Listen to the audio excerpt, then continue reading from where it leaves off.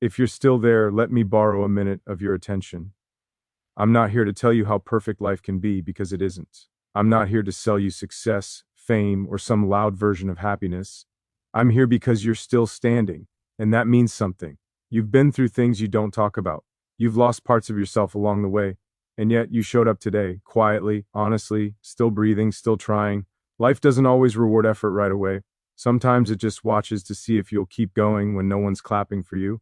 And if you're tired, that's okay. Being tired doesn't mean you're weak. It means you've been strong for a long time. So for the next few minutes, forget who you think you're supposed to be. Forget the pressure. Forget the noise. Just be here. Because this moment, right now, might be the turning point you didn't know you were waiting for. You're still here. And that matters more than you realize. Because staying is often harder than leaving. And breathing through the weight of days that don't seem to move is its own kind of courage. The kind nobody applauds. The kind that doesn't trend. The kind that happens quietly when the world isn't watching. When you wake up and there's no guarantee that today will be better than yesterday, but you get up anyway, not because you're hopeful, but because something inside you refuses to disappear, even when everything else feels like it already has. And that refusal, that small, stubborn decision to stay, is strength in its most honest form, not loud, not proud, just real, because real strength doesn't always look like winning. Sometimes it looks like surviving another night with your thoughts, another morning with your doubts, another day carrying memories that don't ask permission before they hurt. And maybe you don't talk about it. Maybe you don't explain yourself because explaining takes energy and you're already using everything you have just to exist. And that's okay. You don't owe the world a performance. You don't owe anyone proof of your pain. You don't have to justify why some days feel heavier than others because pain isn't a competition and healing isn't a race. And if you feel tired, it doesn't mean you're failing. It means you've been fighting battles that never made it into conversation, battles that taught you how to be quiet, how to endure, how to keep moving without being seen.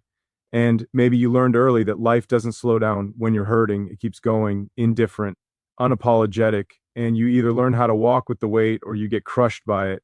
And you learn how to walk slowly and perfectly, but still forward, and that forward. Motion, even when it's barely visible, is still motion. And motion means you haven't given up, even if part of you wanted to, even if part of you still does sometimes. And that doesn't make you weak, it makes you human, because being human means feeling the cracks, the losses, the quiet moments when you realize things didn't turn out the way you imagined, and you grieve not just people or moments, but versions of yourself you never got to become, dreams that ended without closure, conversations that never happened. And you carry all of that inside you while the world expects you to function like nothing happened. And somehow you do, not perfectly, not gracefully, but honestly. And honesty is rare, especially with yourself, because it's easier to pretend you're fine than to admit you're still healing, still figuring it out, still trying to understand how to live with the things that changed you. And maybe you've learned to be gentle in ways you never expected because pain teaches you empathy, loss teaches you presence, and endurance teaches you patience. And those lessons don't come cheap. They cost parts of you, but they also shape you into someone who understands silence, who respects struggle, who knows that everyone is carrying something they don't show, and that understanding matters because the world doesn't need more noise. It needs more awareness, more quiet kindness, more people who choose not to add to the weight. And maybe that's who you've become, not because you planned it, but because life forced you to slow down and pay attention, to notice the small things, the brief moments of calm, the fleeting sense of peace when you realize you're still here, still capable of feeling, still capable of choosing. And choice is powerful. Even when the options are limited, choosing to stay, choosing not to harden, choosing not to disappear, those are choices that defy you more than any achievement ever could.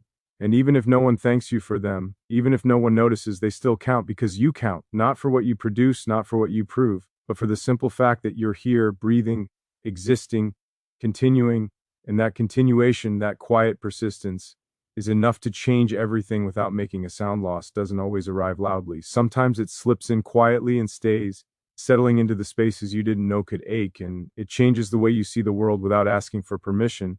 Because once you've lost something that mattered, you don't move through life the same way again. You notice absences more than presences, silences more than words, and you learn that loneliness isn't just about being alone. It's about feeling unseen even when people are around you, about carrying memories that no longer have a place to land. And maybe you've experienced that kind of loss, the kind that doesn't come with closure, the kind that leaves questions behind instead of answers. And you replay moments in your head, wondering what you could have done differently, what you should have said, how things might have changed if time had been kinder. But time doesn't negotiate, it just moves forward, and you're left to figure out how to move with it, carrying the weight of what's gone while pretending you're fine. Because the world doesn't always know how to sit with grief. It wants you to heal quickly, to move on, to be okay again. But rebuilding yourself after loss isn't a straight line. It's a slow, uneven process of learning how to exist without what once gave you meaning, and sometimes rebuilding means starting from nothing, from a place where your old identity no longer fits, where the person you were before can't survive in the life you're living now. And that's terrifying, because starting over means admitting that something ended, that something broke, that something you loved didn't last, and there's no shame in that, even though it can feel like failure, because loss has a way of making you doubt your worth, your choices, your strength. But rebuilding isn't about erasing what you lost, it's about carrying it differently, about learning how to live with the memory without letting it define every step you take. And loneliness often becomes part of that process, because rebuilding is mostly done alone, in quiet moments when no one's watching, when you're piecing yourself back together without instructions, without guarantees, without knowing if it will ever feel right again. And some days it won't. Some days the loneliness will feel heavy, like proof that something is missing. But missing doesn't mean empty. It means something mattered enough to leave a mark. And marks are evidence of connection, not weakness. And rebuilding from nothing doesn't mean you're starting from zero. It means you're starting from experience, from depth, from understanding, because you've been broken and you're still here trying, learning how to trust yourself again, how to sit with silence without letting it swallow you, how to find meaning in small things when big things fall apart. And maybe rebuilding looks boring from the outside. Maybe it looks like routine, patience, restraint, but inside it's a constant effort to choose life again, to choose presence over escape, to choose honesty over numbness. And those choices are not small. They are the foundation of something new, something quieter, something more grounded. Because when you've lost enough, you stop chasing illusions. You stop needing validation. You start valuing what's real, what lasts, what doesn't disappear overnight. And even if loneliness still visits, it doesn't own you. It reminds you of where you've been, of why, who survived, of the strength it took to rebuild when no one handed you a blueprint. And that strength lives in you now, shaped by loss, tempered by solitude, steady in ways you didn't expect, still learning, still becoming, still standing.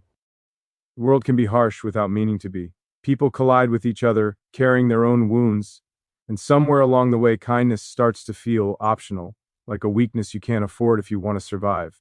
But choosing kindness in a hard world isn't about being soft or naive, it's about being aware, about understanding how easy it is to add to someone else's burden without even noticing. And maybe you've been on the receiving end of that. Maybe you've felt what it's like to be dismissed, overlooked, spoken to without care. And those moments stay with you, shaping the way you speak, the way you listen, the way you decide who you want to be when no one is telling you what's right. Because kindness isn't a reaction, it's a decision. And decisions matter most when they're difficult, when the world gives you every excuse to be cold, to close off, to protect yourself by becoming indifferent. But indifference doesn't protect you, it just slowly erodes the parts of you that still feel alive. And you know this because you've seen what happens when people stop caring, when they treat others like obstacles instead of humans. And you don't want to be that person, not because you're perfect, but because you understand pain well enough to not want to pass it on. And choosing kindness doesn't mean you let people walk over you. It means you set boundaries without cruelty, you speak truth without venom, you walk away without needing to destroy what you leave behind, and that takes strength. Because it's easier to lash out than to stay calm, easier to blame than to understand, easier to harden than to stay open, and staying open in a world that teaches you to close off is an act of resistance. It's saying that your experiences didn't turn you bitter, they turned you aware, and awareness changes how you move, how you listen, how you show up, even in small ways like offering patience when someone is struggling, or silence when words would only escalate, or respect when no one is watching. And those small acts don't make headlines, they don't get rewarded, but they shape the kind of world you live in. Because the world isn't just something that happens to you, it's something you participate in. And every moment you choose kindness, you push back against the hardness. even if it's just a little, even if it feels invisible, because kindness isn't meant to be loud, it's meant to be consistent.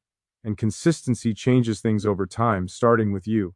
Because when you act with kindness, you stay connected to yourself, to the part of you that still believes people matter, that effort matters, that how you treat others says more about you than how they treat you. And that belief keeps you grounded, keeps you human, keeps you from becoming another source of harm in a world that already has enough of it. And maybe you won't always get it right. Maybe you'll fail sometimes.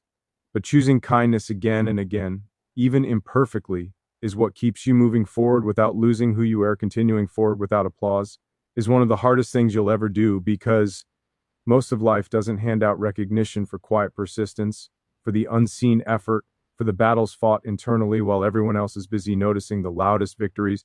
And yet that persistence is what defines you far more than any public acknowledgement ever could, because it shows that your motivation isn't contingent on external validation. It's rooted in something deeper, something private, something that keeps you moving when the world isn't watching and maybe isn't even aware of what you're enduring. And that kind of inner drive is rare, precious, and powerful, because it allows you to continue when hope feels distant, when fatigue is heavy, when PR ogress seems invisible, when the outcomes are uncertain, because continuing forward without applause requires faith in yourself, faith in the unseen, faith that what you're doing matters even if no one else can measure it. And faith is difficult because it asks you to trust in the value of effort rather than the guarantee of results, to keep showing up even when it seems like nothing is changing. And that act of showing up day after day, quietly, consistently, is itself a statement of resilience, a proof of character, a signal that you refuse to let circumstances dictate the limits of your life. And that refusal is not arrogance, it is courage, because it demands persistence in the face of invisibility, in the face of misunderstanding, in the face of doubt, in the face of loneliness, in the face of disappointment, in the face of everything that whispers to you that it's easier to stop, to give in, to surrender. But you keep going anyway, not because it's easy, not because it's rewarded, but because you know that the only way forward is forward, and that requires patience, endurance, and a quiet acceptance of the fact that your efforts may not be recognized, celebrated, or even noticed, and yet their impact is real, even if only you can see it, because the smallest actions compound over time, because consistency shapes habits, because habits shape character, because character shapes destiny. Each moment you choose to continue is another step in building a life that aligns with your values, your integrity, your vision. And even when obstacles appear, even when setbacks happen, even when the world seems indifferent or hostile, you move forward, and that forward motion, slow or fast, is proof that you are still engaged with life, still learning, still evolving, still willing to wrestle with challenges that no one else understands, still willing to invest in yourself without assurance of reward. And that investment is sacred, because it builds strength that is unseen but undeniable, because the muscles of resilience, patience, courage, and focus develop not in applause but in repetition, not in recognition but in persistence, not in glory but in quiet diligence. And each day you persist, each time you show up, each time you act with intention without immediate validation, you reinforce your capacity to endure, to adapt, to overcome, and to thrive in ways that are invisible to others but transformative to yourself. And that transformation is cumulative, because life doesn't require public validation for progress to be real. And your consistency, your dedication, your commitment is what shapes the arc of your journey, what strengthens your resolve, what prepares you for moments when recognition might come, but more importantly, it strengthens you for the countless moments when it won't. And that's the measure of true perseverance. To continue forward without applause, to honor your own path, to trust in your own rhythm, to act with intention, even when it feels futile, even when fatigue clouds your vision, even when setbacks threaten to overwhelm, because those moments are the crucible in which resilience is forged. And resilience is what allows you to face uncertainty without fear, to accept failure without shame, to rise after disappointment, to keep moving when hope seems distant, to invest in growth even when progress is invisible, to cultivate strength, patience, compassion, and wisdom, not because the world demands it, but because you have committed to yourself. And that commitment, repeated moment by moment, day by day, is what carries you through life with dignity, purpose, and quiet confidence. And over time, the sum of these small, unheralded acts of persistence becomes the foundation of a life well lived, because you have proven to yourself that your worth is not measured by applause, by accolades, by external acknowledgement, but by the integrity of your choices, the consistency of your actions, the courage to continue even when no one notices, and in that continuation lies the quiet power to shape not only your own life, but the lives of those around you, because strength and perseverance are contagious in subtle ways. Because witnessing someone who keeps going, someone who endures in silence, someone who persists without expectation of reward, can inspire others to find their own courage, to keep moving, to persist in their own unseen battles. And that ripple effect, born from actions that required no recognition, no applause, no acknowledgement, is far more impactful than any public celebration, because it is authentic, because it is grounded, because it is real, and reality is what shapes the world more than spectacle. And so continuing forward without applause is both a challenge and a gift, a trial and a triumph. A private act of courage that, although invisible in the moment, accumulates into profound change over time, strengthening you, refining you, shaping you into someone capable of facing uncertainty with grace, adversity with resilience, and life itself with unwavering presence. And every day you do this, even in ways that seem small, even when the world does not see, you prove to yourself that persistence is meaningful, that effort is sacred, that your journey matters, and that moving forward quietly, steadfastly, without applause, is one of the most courageous acts a person can undertake, because it demonstrates that you value your own growth, your own integrity, your own truth, above recognition, above reward, above fleeting validation, and in doing so, you become the architect of your own life, the witness of your own evolution, the keeper of your own resilience, and a quiet hero of your own story, because the world will not always cheer, but the act of continuing, against odds, without notice,